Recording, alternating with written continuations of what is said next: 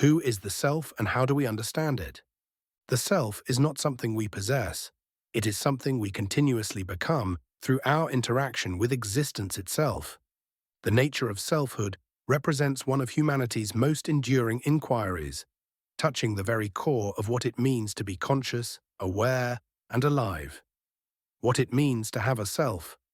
Rather than viewing the self as a fixed entity waiting to be discovered or completed, this framework presents a dynamic understanding of identity as an ongoing process of perception, interpretation, and transformation. The self emerges as both receptor and creator, actively engaging with the world while simultaneously being shaped by those very interactions. This perspective challenges the conventional notion that personal development has a definitive endpoint, instead proposing that authentic living occurs through embracing the perpetual nature of becoming. By shifting focus from a final version to the process of becoming that person, we discover the wisdom that lies within the journey and use it to develop the capacity to navigate our lives with increasing skill, perspective, awareness, and peace. The self as receptor. At its most fundamental level, the self functions as a sophisticated receptor system, constantly interfacing with the complexity of what surrounds us. This receptivity extends far beyond mere sensory input of what we see, hear, feel, smell, and taste. It encompasses emotional resonance, intellectual processing, social dynamics, and independent awareness. Every moment brings a cascade of information, experience, and possibility that flows through the channels of our receptors. Unlike a simple recording device, ourselves as receptors actively filter, interpret, and synthesize the incoming reality. The receptor analogy illuminates how we exist in constant dialogue with our environment, neither completely separate from it nor wholly absorbed by it. We are porous beings, allowing the world to enter and affect us while maintaining some essential core that processes these experiences. Consider how humans form opinions. We don't craft them from pure thought. We absorb fragments of conversations, pieces of arguments, emotional resonances that stuck with us. The implications of understanding ourselves as receptors suggest that our capacity for self-growth and understanding directly correlates with our ability to optimize our receptive system. Within this system, our reception, we choose to sort the experiences and information incoming into files that have differing degrees of value to our lives. It is this system that determines who we become. And we individually, as the architects of our own system, hold complete control over the person we build ourselves into. This system is who we are. It is the model that we externalize. Just as an iPhone runs through its mechanisms of gears and chips within the phone, a simple change in the coding allows for an updated interface. While we function as receptors for external reality, the interpretation and moral examination process remains uniquely our own. This represents perhaps the most profound responsibility we bear as conscious beings, the obligation to perennially guide and shape our understanding of the world we encounter. No external authority, however wise or well-intentioned, can substitute for making sense of personal experiences. The responsibility for guiding our understanding extends to recognizing the filters and biases we inevitably carry. Our personal history, cultural surroundings, emotional state, and countless other factors influence how we perceive and interpret reality. Self-understanding requires acknowledging these influences while maintaining agency over how we respond to them. It is a constant rebalancing of ourselves to update our model.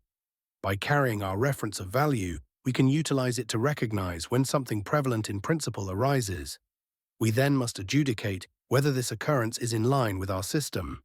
If it is not, we must decide if the message behind the occurrence is well-intended enough that our systems warrant change.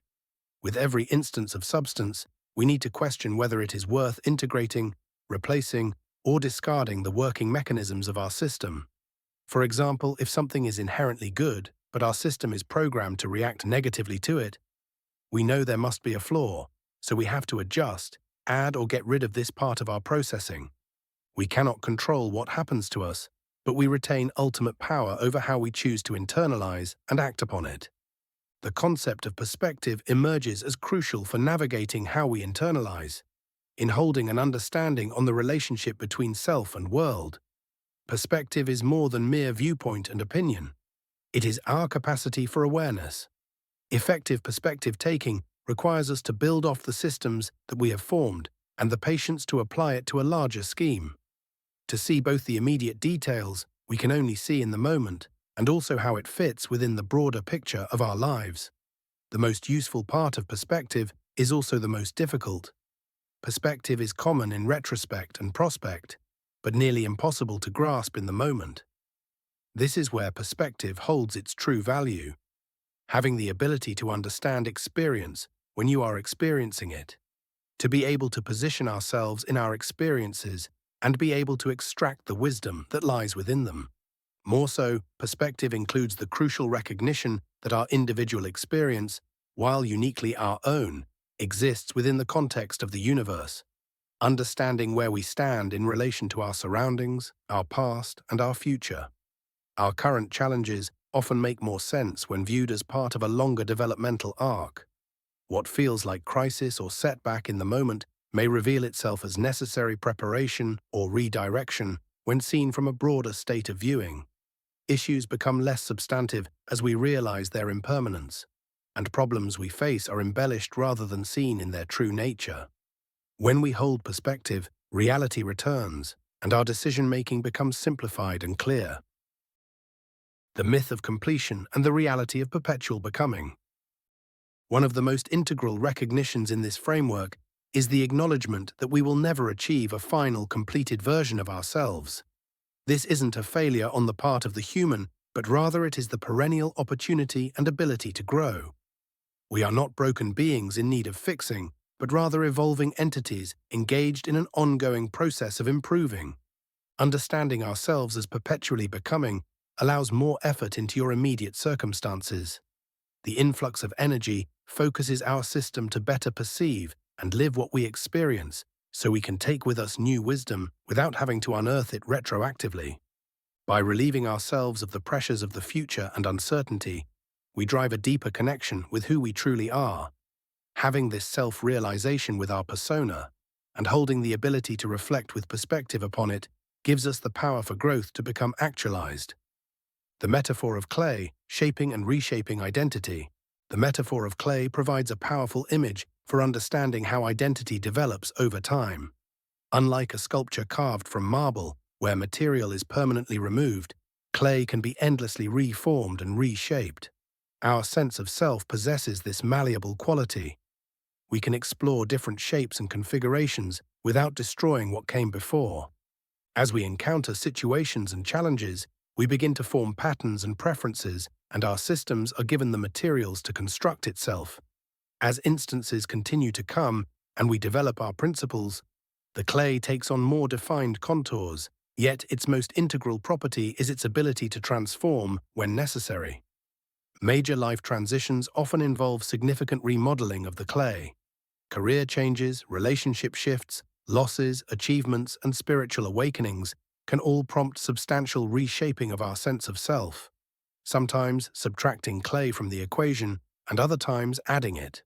Rather than viewing these periods as disruptions to our true self, we can understand them as natural phases in an ongoing creative process, realizing there is no finished sculpture, but rather a shape that is found within the clay, that is molded and then continually remodeled as we progress through life. The goal is not to find the finished product of ourselves, but to pay attention to the process of getting there, which in turn shows us the wisdom needed to get there. As we continue to gain perspective and wisdom, our systems are more sturdy in their construct. We are more prepared. We expect more of what is coming, and these transitions become easier. The clay being removed is far less than before, and the weight of the clay added is not as much as it once was. We shift from finding shape to remodeling to touch-ups, often doing the first two steps multiple times over before the last can be achieved. Our goal is not to know the image of our final sculpture, but to understand that the clay never hardens. More you grow,